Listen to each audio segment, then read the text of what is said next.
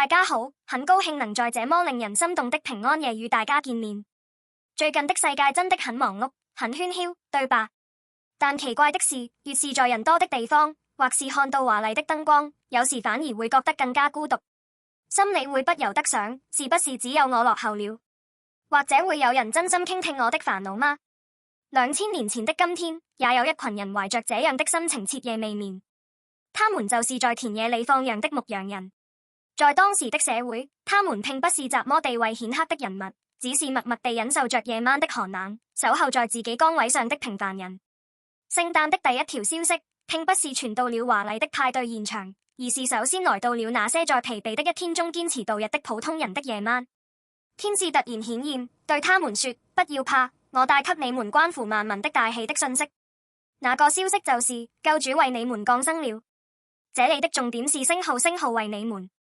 耶穌降生在這個世界上，並不是為了建立某種宗教，他是作為上帝賜予的最好的禮物，為了生活壓力巨大的你星號，為了對前路感到迷茫不安的你，也為了渴望愛卻又害怕受傷的你們而來的。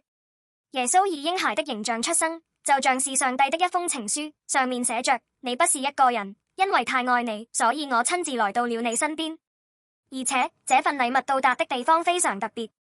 不是皇宮，而是牲畜的食槽馬槽。為什麼偏偏是馬槽呢？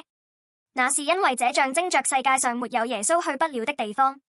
正因為主降臨到了最低微的地方，所以當我們覺得人生跌入谷底時，他也能陪伴在我們身邊。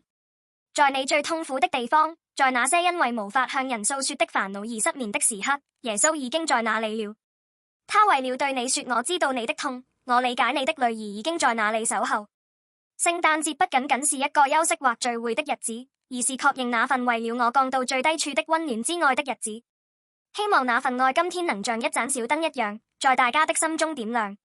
請記住這句話：救主為我而來了。你會感覺到心中陰暗的角落變得溫暖了一些。